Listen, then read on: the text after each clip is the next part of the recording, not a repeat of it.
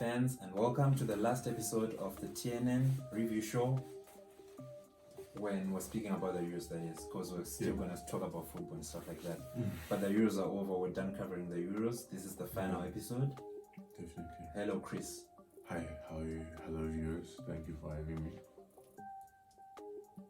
As we discussed in previous videos, if England lost,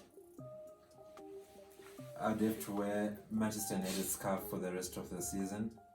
So from today until May 2022, I'm gonna be donning this red scarf. It doesn't matter if it's absolutely disgusting to me. I have to because England let me down. So let's not waste a lot of time. Let's get into it. Let's review this Euro 2020 final. I'm trying to be as calm as possible. I'm trying not to show my emotions, but clearly it's defeating. So Chris, what did you think about the game yesterday? I don't think I've ever gone through a roller coaster of emotions like that, Honestly speaking, from the way that I predicted it and how, the match turned out, I would say I was quite close, but just the way that everything then just panned out, I have to say it was quite frantic, quite frantic. Well done to Italy to win in the Euro 2020s, but very, very exciting game for me, I have to say. Very exciting. It could have been for me, but things just didn't work out the way I thought things were going to work out. So let me start by giving you a few pointers at why this could be maybe possibly one of the worst nights in my football career. Yeah. As a football fan, football watcher / football whatever. Yeah. I was so impressed with the way we started the game. In the Yeah. second minute, Luke Shaw scores. Oof. So, what I'm telling myself in the moment is just, we started so well, second minute, let's just keep pushing, By probably 30, get a second one. Let's go for a second goal. That didn't happen. That's why I don't know why didn't it happen? Why didn't Southgate push the guys for a second goal? Because it looked like they scored in the second minute, then they were like, of course we've got the momentum, let's now defend. Okay, I don't know why, but you did you notice the freedom that Rice kind of showed yesterday? Yes. For a bit after they scored, that those 15 minutes after, when the game just hit 25, from the time that they scored till the game hit 25, for me they were very calm on the ball, settled on the ball, everything. Then for some reason there was just a very sharp change, from being the ones on the front foot, from being the ones who are hitting on the counter, you're opening up the spaces. They just started to just pass the ball around, give it to Pickford. It was a long ball up. Sometimes they would win it, but it was a 50-50, But no, Chris, that's why I have to stop you. Because my thinking is, I remember that spell very, very clearly. Yeah. That 25-15 minute spell after we scored the goal. We were passing, we looked in control, but I just never got the feeling that we were trying to score. Yeah, I don't know what was the problem. I don't understand this English team. It's what can I say? You notice that time when Rice probably now gets to the positions where he's bombing forward, right? Someone like, let's say, Kevin Phillips, he's walking pace, as he sees England need to learn to push up as a team, right? And add numbers in the box so that they can add an extra goal. A lot of the times, Rice can probably go on that mazy run, then runs into a cul-de-sac, or probably gives it to Trippier. Trippier is high and up on the wing, but there is no pocket that he can hit. He just has to play the ball backwards, that type of thing. But for me, if we look at the Italians when they were on the ball, Yes. in as much as their build-up was slow, right? They got to an extent where they could pass the ball around and get into certain pockets. In as much as Immobile had a bad game, they did get the ball to him, and his miscontrol or him not, producing the final product, that was up to him. But you can see that there's a bit of purpose, And for me, the only time that Kane can be considered to be attacking is when he's a false nine. But when he's pinning, when he's in between the two defenders, they never get the ball into Kane. There is no one in the pockets high up in the final third, in the half spaces to receive the ball. And for me, that's where England are definitely lacking. Now that you've said it, you know what? This was Kane's second game in an England team where he didn't hit a shot on target or create a chance. Yesterday, it's like he was anonymous. He was holding up play pretty well when they're trying to build up and giving the ball to him in the center circle, somewhere there. But I didn't even see him in the box. The only one time I think he created something was that fantastic ball to the wing, I think. Actually, I think it's 2 balls that he did put to the wing that we can consider key passes, I would say, because if I can say, if he doesn't manipulate the ball, cleverly like that. Yesterday he was quite good, in that false nine position. But honestly speaking, when you have defenders like Chiellini and Bonucci, that's not where we want Kane. We want Mount to be doing that daily work in the middle of the field. Exactly, he did so much as well. Then he freezes the ball into Kane. Then Kane in that between Chiellini and Bonucci, can he manipulate the ball like that? Then strike net. Didn't happen. It didn't happen like that. So Italy started we will to look. the game. Yeah, we will look when let's say Grealish came into the game. You can see that change. There was a huge difference. You can see that change. So for me, Gareth Southgate, I think you know me. Like even let's say sometimes when I know it's just a console or like somewhere you came, but it's always good to just try someone. To just see how do they play. Are they taking a dribble? Give them enough time. How do they? Like a player like Doku, who played for what's this, Belgium. I think he played the whole 90. He played the whole 90. For me, if Doku doesn't start, Belgium don't get as many chances, or even that penalty that they did miss if he doesn't explore his talents. So for me, Grealish, he needs to come play a solid 70 where his cows are, like yesterday he was stepped on and everything. If you notice a player come on the pitch, then automatically there 4 fouls in about a space of 5 minutes. He's causing problems.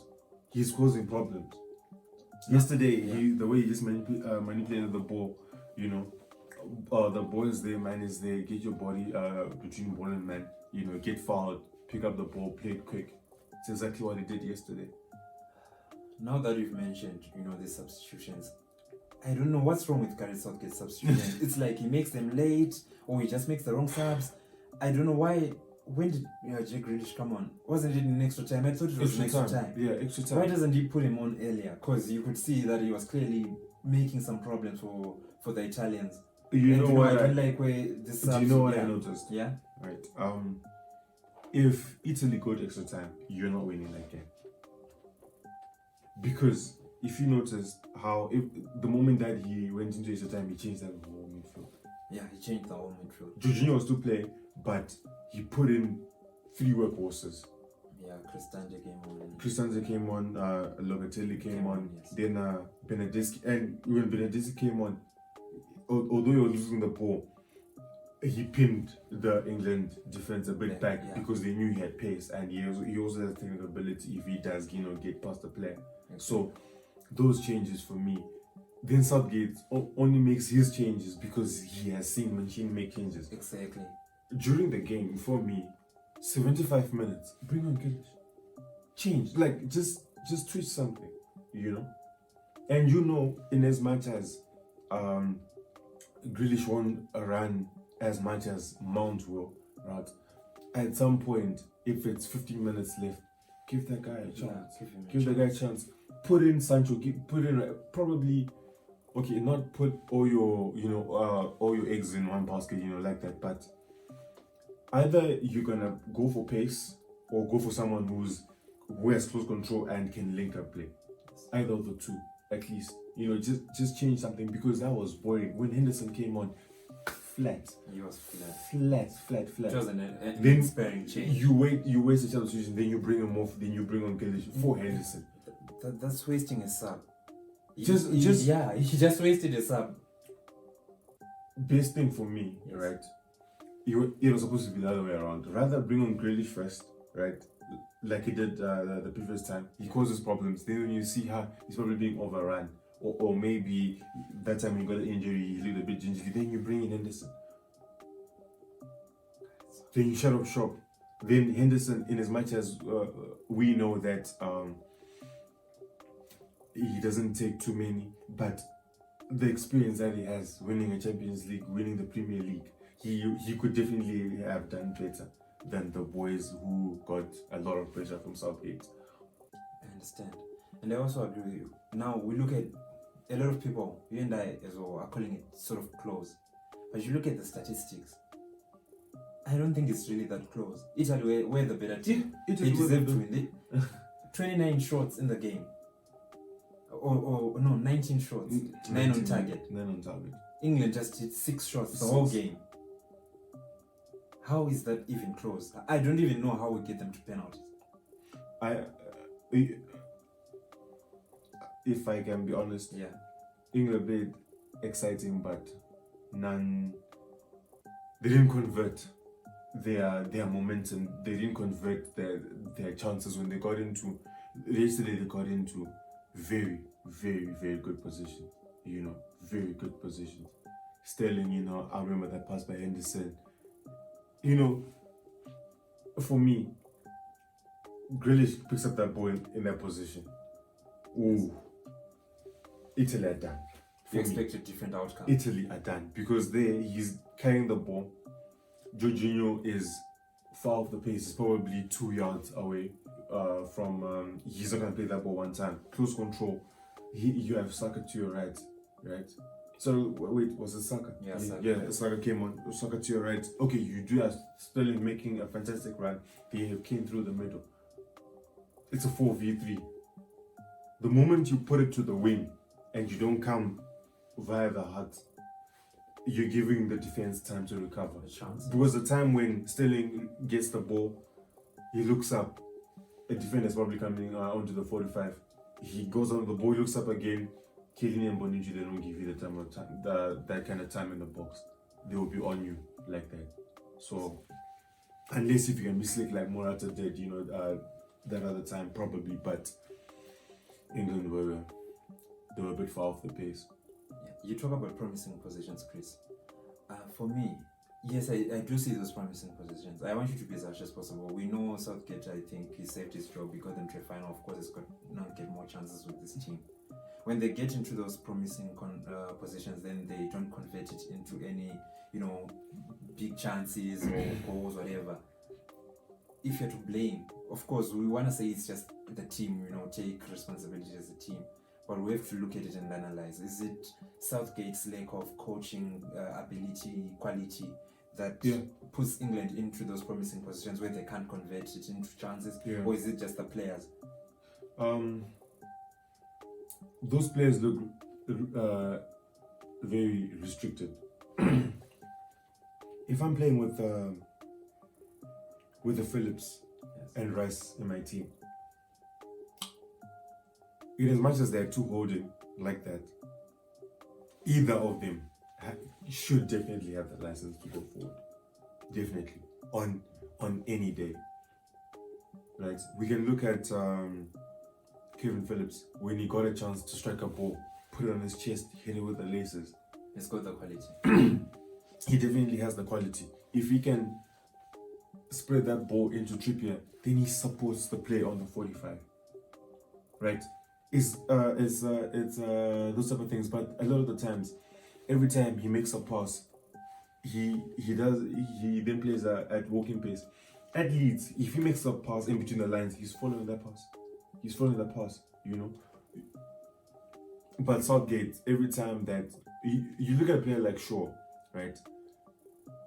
Every time that he has the ball, the only runner he has is on the outside. Sterling, that ball. We also need someone here on the half space a defender here so that we can just have triangles there. England, a lot of the times, passes can only happen between, let's say, two people. Then that's the only triangles that are there. The only ones that actually make sense are the ones in the defensive third where they're building up. Of course, there's like a disconnect yesterday when you said it's a 3-1, right? Maguire is there, Stones is there, And Phillips is there, right? That's the 4. Then everyone else is just standing with the defensive line. Exactly. So Saka waiting for comes, the ball to come. Saka comes to receive, there's a one-time pass, doesn't move into infield, he stays on the wing, right? The ball is recycled, Maguire runs, gives it to Shaw, Shaw realizes doesn't have an option, gives it back to Maguire, Maguire comes back here, into Phillips. Okay, they even break that line. Okay, well done. As soon as Phillips gets the ball, he needs to turn sharply, give it into Rice, who has probably moved into an advanced position, or Saka, who has come into a pocket. If you're playing with the 2 midfield, that means that there's 110. There should be space here in the half space, definitely. And if you're playing with wing backs, Trippier, Shaw, playing the full backs on the wing, Sterling and Saka come into the pockets. But that's the problem, Right. because they Then never we play. drop in. Then we play. Because every Then time we I play. feel like we're just complaining about England's lack of patterns of play. So this is a coaching problem. Yeah. So then how do they improve from this? Or maybe magically after this, Southgate is gonna say, okay, this defensive whatever non-tactics I've got are not working very well. Let me start attacking. Is it what is going to happen, or That, or you you know, think it's not going to change? If I can be honest, that 5-3-2 caused Italy problems. When, for me, all they were just want to do the whole game, get the ball to Trippier, load the box. Sometimes think that they're gonna put the ball in the box, probably recycle. What it does for the team is that when you get to play in and around an opposition's box, your energy levels don't drop. Okay, like you're not running in between transitions, you're not defending. But what England didn't do is every time that they got the ball to Trippier, they're not showing Trippier. The only reason why Trippier crossed the ball was because he saw numbers. Imagine you see Sterling, Kane, Mount, Shaw in the box. And that's the only time we put a lot of players in the box. And you have quality. I am putting the ball in the box. And Trippier has the quality. Shaw on the half volley hit the back of the net and the rumor saw nothing. It is saw nothing. As soon as they win the ball back, Shaw goes up the field. Rice goes up the field. Phillips put the ball into Trippier. Stones, you support high and up the pitch. You know, share the ball. They make triangles. Right, just like what Atalanta do. They have. If you're playing that formation, for me, you can even employ those type of tactics. They have the ability. I saw a lot of times. It's a coaching problem, and also, if I just look at it, the belief. I see Mount a lot of times. If you notice how he plays for Chelsea, these guys overload they in and around the box. I remember that sweet turn against Porto. Right? Yeah. He's begging for the ball. Every time Rice or Phillips have the ball, he's in between pockets, he's asking for the ball, but he doesn't get the ball. Which means it's probably what they were not taught. But let's be honest, at that level. So maybe the players are also responsible. I don't understand. Is it a case of maybe if they play too risky? When you have people who are comfortable on the ball like Maguire and Stones, Saka and and Sterling should definitely be coming into pockets. Mount will definitely. Okay, so if you're playing a 4-2-3-1 like that, sorry, when they did change, right? Yes. Sure, continue doing the same thing, right? Then that 3 that they always have been are the ones that provide the cover in case they lose the ball. But we know in football, attack is the best form of defense. And Gareth Southgate does not believe in that. Do you think it will change? You know, Sancho, did you notice when he came on, his first touch and everything? You can't do that to a youngster. Yeah. The problem is at this level of football, it has turned to, okay, now, you know, those are the moments that prove, you know, how big you are and everything. But if I can be honest, if I have benched the whole tournament, then I'm only supposed to kick the second kick to get us the trophy. Yeah. It's quite That unfair. does not make sense. Yeah, I actually wanted to Doesn't talk make about sense. that penalty order for me just looked sick. He came out, Gareth Southgate, and said, you know, the penalties, it's totally, I have all the power. I tell the players who kick Swain and what. That penalty kicking lineup looked idiotic to me. Plain and simple, just idiotic, Chris. How can you do that? Because I don't agree with those subs. You remember when we were watching, I told you, you know, I don't like players who just come on to kick penalties, because I feel like it really puts a lot of pressure on the players that are coming on to kick those penalties, and it's the same players who miss those penalties. How does it do something like that? How can I agree with something like that? I don't understand, Chris. Maybe you've got a way of explaining to me so that I understand what Gareth Southgate is thinking there, because I just think he's not thinking straight. Maybe he's had a smoke, you know what was happening in London yesterday. Maybe he had something. I don't understand, because it doesn't make sense to me. It really doesn't. I'll be very honest. England, no man. With the, let's say, with the momentum and you know and the young squad, this generation, they need to enjoy. England, if they definitely gonna win that World Cup, Yes. because obviously right now, in as much as they did lose, they are quite favorites, because you know the quality of players they have and everything. They need to do better. They definitely need to do better. Come the next tournament, for me, Southgate, just make it a bit more. I know coaches will think the fans want to see, you know, beautiful football, you know, Jack Grealish, you know, taking players, you know, but if we look at a team like Aston Villa, he tormented defenders. He doesn't do that for fun. It's his way of play. To get the result for Aston Villa. To get the result for Aston Villa.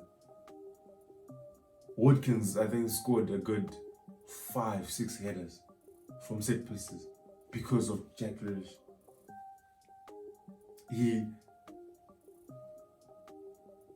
If I was a coach, right, for England, I would tell Grealish, I want to see your socks, your short and your shirt dirty. If I bring you off at 70, I need to see sweat, I need to see blood, I need to see, you know, I need to see effort. That's all you need from a player like Grealish. He will give you, Grealish, he'll give you everything. Yes. Everything. I agree. But what about the penalties? So I'm taking it back again. How does Saka hit the last penalty? It's not that Did Grealish take? That's what I want to talk about. Doesn't it? How does Saka take the last penalty? He's 19 years old. Of course, I know 19-year-old can, you know, score some penalties. But do you know that this was his first penalty at a professional level? Pressure. And you get that last penalty, and you're 19. Sterling and Grealish were there. Was it a case of Saka being brave, or Southgate? I don't know. As he says, he chooses the penalty lineup. I don't know. Maybe he's trying to protect a few cowards who didn't want to step up and let the young kid go and take all the pressure. I just can't accept how Saka. For me, sure. Luke Shaw, you can score them. That's what I'm saying. There's seniors in this team. Luke Shaw, Jack Grealish, Raheem Sterling. Those guys were supposed to step up for me. They had to hit a penalty, at least. Not even getting down to the fact that a young kid then hits the fifth penalty. I know penalties are a lottery, you know, anything can happen. And let's be honest. Yeah.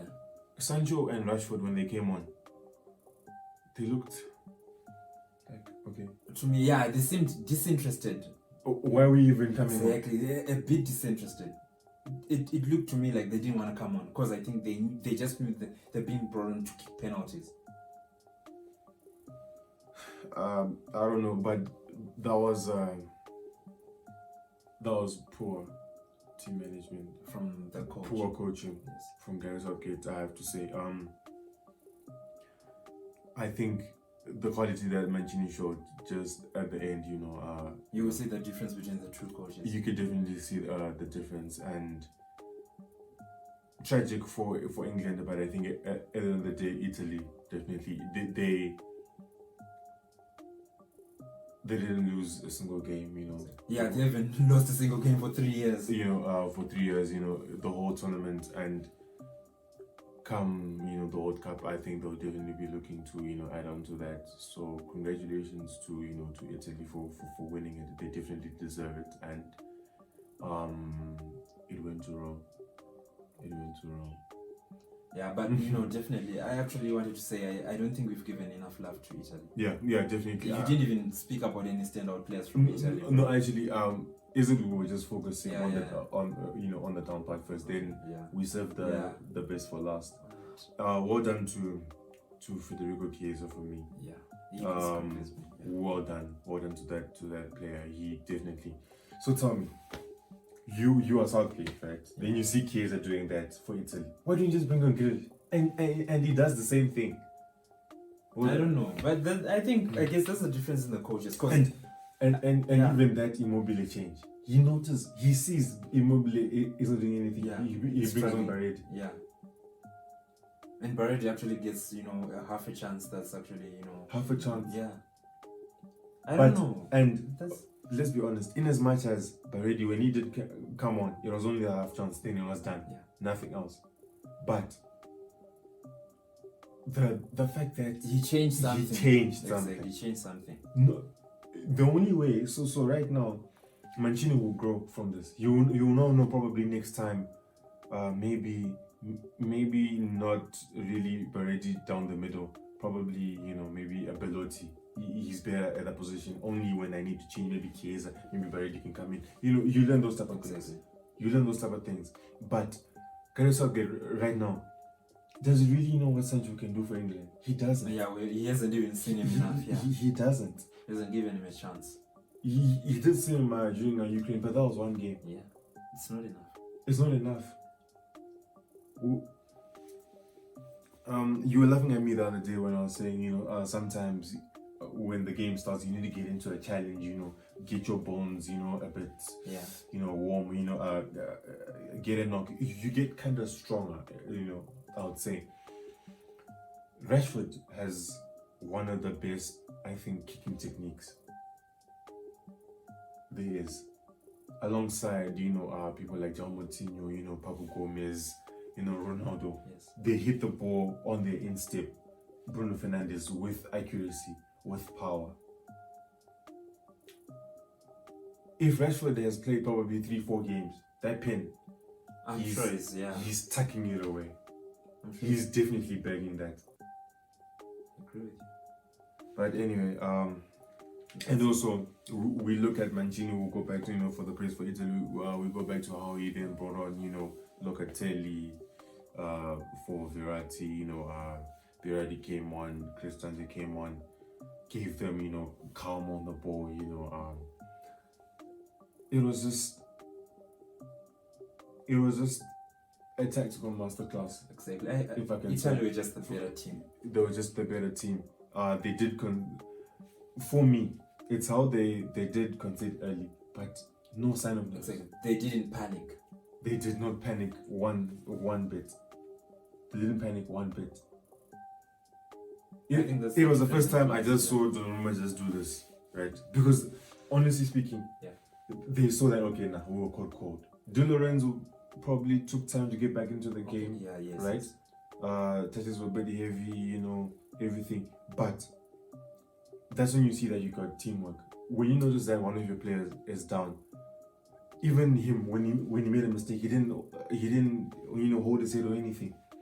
Carry on, Carry on. Let's carry on playing. Yeah. That's You know, what. that type of thing. And for me, from the passion from the first time that they sang their their anthem against Turkey, to, you know, to taking that last kick, you know, I'd say someone like who took the last pin for Italy. for Italy. Yeah, that's Jorginho, the one that got saved by Pickford. You know, someone like Donnarumma. If Jorginho, one of your best penalty takers, misses, right, the vital moment, Then you come into goals. He didn't shake. He did. Kept his head. 19-year-old, 22-year-old. Both of them are young. Very young. Stepped up to the game. You know, and well done, you know, to Donnarumma, our fantastic player of the tournament, you know. Then we have to extend as well our congratulations to Pedri, you know, he was young player of the tournament as well. He did well deserved. I think if he wins the tournament, he's probably player of the tournament. Yeah, he actually gets player of the tournament because he definitely did that role very well. And well done to Jorginho as well. I think the entire tournament, he definitely showed his class. And Verratti as well, as much as you don't like his character, I think his quality, game in, week out, always shows he did very well. I just wish you could just stop, you know, harassing the refs, you know, a lot of times. I don't like that about it. You know, getting into the refs' face, Yeah. but you know, you can just stop that. But well done to Italy on winning the. Well done to Italy making me wear this scarf. And you know, you can notice today is the only jersey that's up. Unfortunately, we don't have an Italy one. But we have to get one. I'm probably gonna invest. Yeah, we have to get one. In one. And so yeah, that was the Euros. Well done to that. So the Euros have come to an end, and the Copa Americas as well. What a frantic 30 days, you know, of football. The Euros are so good. 11th of June to the 11th of July. It was a pleasure, you know, week in, week out, talking. Now we look forward to the Premier League. At least I get to forget about England. Yeah, so well done to England. To Italy, what did sorry. they do? Italy. Sorry. I think probably they were the better team over the course of the 30 days. They were the best team. They played very, very well. You know, excellently well for me. And when they needed to survive, they survived. When they needed to play well, they played well. When they needed to dig deep, they dug deep. Exactly. They had everything. It was like a complete team. It was a complete team. Yes. Teamwork will make the dream work, as always, in everything that you do in life as well. Yeah. So thank you very much for having me. We've come to the end of the review show, and I'm proud to say for a lot of till the 22nd of May. Okay, you should more like. Okay, whatever displays the Manchester United. Oh, there you go. That's better. Yeah, that's good. Just shift this way. Let's see. Yeah, there you go. Right. Thank you. You're crazy, Chris. Okay. Okay. Thank you for having us. Ciao. Thank you for watching TK Sports. For more awesome content from this channel, please subscribe. And also, engage with us on our social media platforms down in the description below.